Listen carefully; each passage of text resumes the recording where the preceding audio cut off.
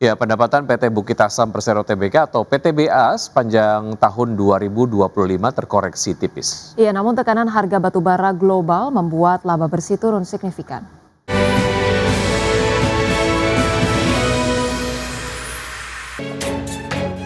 Pendapatan PT Bukit Asam Persero Tbk atau PTBA sepanjang tahun 2025 terkoreksi tipis. Namun tekanan harga batubara global membuat laba bersih turun signifikan. Pendapatan usaha PTBA tercatat sebesar 42,65 triliun rupiah, turun tipis 0,27% secara tahunan. Penjualan didominasi pasar domestik sebesar 54%, sementara 46% lainnya berasal dari ekspor ke sejumlah negara seperti Bangladesh, India, Vietnam, Korea Selatan, dan Filipina. Meski demikian, laba bersih turun dalam menjadi 2,93 triliun rupiah atau merosot 42,55%. Dari sisi operasional, kinerja perusahaan masih menunjukkan pertumbuhan positif. Volume penjualan meningkat 6% menjadi 45,42 juta ton. Namun penurunan harga batubara global seperti Newcastle Index yang turun 22%, menekan harga jual rata-rata yang turun 6%.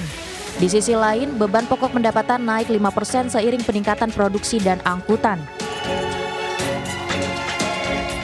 Kenaikan biaya operasional juga dipengaruhi kebijakan energi, termasuk penggunaan biodiesel B40 yang mendorong kenaikan harga BBM hingga 13%.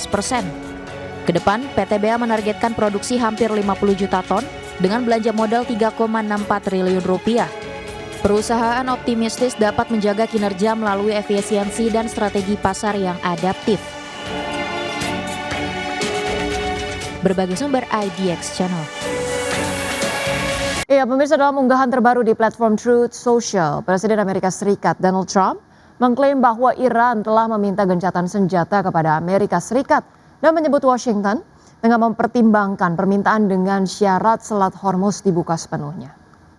Ya, terkait hal tersebut, pemirsa, juru bicara Kementerian Luar Negeri Iran membantah klaim Trump dan menyebut permintaan ataupun pernyataan gencatan senjata tidak benar dan tidak berdasar. Presiden Amerika Serikat Donald Trump mengklaim Iran telah meminta gencatan senjata kepada Amerika. Namun, menurut Trump, Washington baru akan mempertimbangkan permintaan tersebut setelah Selat Hormuz kembali aman dan terbuka untuk lalu lintas internasional. Pernyataan itu disampaikan Trump melalui unggahan di Truth Social pada Rabu 1 April 2026. Dalam postingannya, Trump menyebut Presiden baru Iran yang lebih cerdas dan kurang radikal dibanding pendahulunya baru saja meminta gencatan senjata kepada Amerika Serikat. Meskipun ia tidak merinci kepada siapa tepatnya pembicaraan itu dilakukan. Sebelumnya, Trump juga sempat menyebut adanya Presiden baru Iran dalam wawancara dengan Reuters yang merujuk pada Presiden Iran Masoud Pezeshkian yang mulai menjabat pada Juli 2024 serta pengangkatan pemimpin tertinggi baru Mojtaba Khamenei setelah ayahnya wafat akibat serangan udara. Namun juru bicara Kementerian Luar Negeri Iran membantah klaim Trump. Mereka menilai pernyataan soal permintaan gencatan senjata itu tidak benar dan tidak berdasar. Sementara itu, Trump menegaskan bahwa Amerika Serikat baru akan menanggapi permintaan gencatan senjata jika Selat Hormuz sudah bebas dan aman. Selat Hormuz sendiri merupakan jalur strategis global untuk pengiriman minyak, sehingga keamanan wilayah ini menjadi prioritas bagi Amerika Serikat dan sekutu internasional. Berbagai sumber IDX Channel. Pemirsa, Eropa berpotensi untuk mengalami resesi jika konflik Iran berlarut-larut dan harga minyak melonjak di atas $150 Amerika per barrel. Pernyataan tersebut, pemirsa, diungkapkan oleh pembuat kebijakan European Central Bank, Yanis Tournaras, dalam wawancara terbaru dengan media. Adapun peringatan ini muncul di tengah meningkatnya kekhawatiran global terhadap dampak konflik Timur Tengah terhadap ekonomi dunia. Sementara itu, sebelumnya Bank of England menyebut perang Iran sebagai guncangan pasokan negatif yang signifikan bagi ekonomi global yang meningkatkan resiko terhadap stabilitas keuangan. Menurut Bank of England, kombinasi pertumbuhan yang melemah, inflasi yang meningkat, dan biaya pinjaman yang lebih tinggi dapat memicu tekanan bersamaan di berbagai sektor, mulai dari pasar, obligasi pemerintah, kemudian kredit swasta hingga valuasi saham teknologi Amerika Serikat. Adapun, pemirsa, sebagai catatan, sejak serangan Amerika Serikat dan Israel terhadap Iran pada 28 Februari lalu, gangguan di Selat Hormuz yang merupakan jalur utama sekitar 20% pasokan minyak dan gas dunia telah mendorong lonjakan harga energi secara global.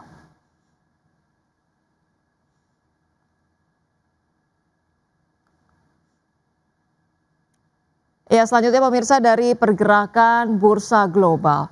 Bursa ekuitas Wall Street berakhir di zona hijau pada perdagangan Rabu, didorong oleh lonjakan saham kakap seperti Alphabet, Meta Platforms, dan Amazon setelah Presiden Donald Trump memberikan sinyal bahwa konflik di Timur Tengah mungkin akan segera berakhir. Trump menyatakan bahwa Amerika Serikat akan keluar dari Iran cukup cepat dan dapat kembali melakukan serangan terbatas jika diperlukan. Pada penutupan perdagangan Rabu, pemirsa indeks S&P 500 ditutup naik 0,72% ke level 7.579, indeks Nasdaq Composite melonjak 1,16% ke posisi 21.840 dan indeks Dow Jones Industrial Average meningkat 0,48% ke level 46.565. Sementara itu pemirsa, bursa ekuitas Eropa memperpanjang rally pada perdagangan Rabu dengan indeks Stoxx 600 mencatatkan kenaikan 3 hari terbesar dalam hampir 1 tahun terakhir. Lonjakan ini dipicu oleh pernyataan Presiden Amerika Serikat Donald Trump yang menyebut Washington akan segera keluar dari Iran. Indeks Stoxx 600 ditutup melesat 2,5% ke level 597,69.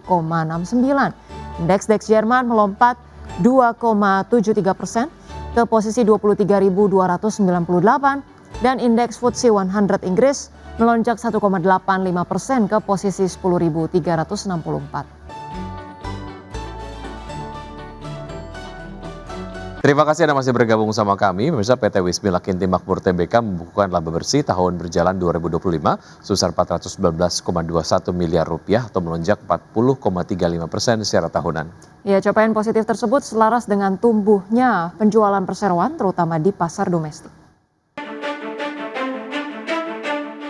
Emiten rokok PT Wismila Inti Makmur Tbk membukukan laba bersih tahun berjalan 2025 sebesar 419,21 miliar rupiah. Angka itu tumbuh 40,35% secara tahunan. Kinerja APIK ini selaras dengan penjualan perseroan yang tumbuh positif terutama di pasar domestik. Melansir laporan keuangan 2025, perseroan membukukan pertumbuhan penjualan neto 34,33% menjadi 6,38 triliun rupiah.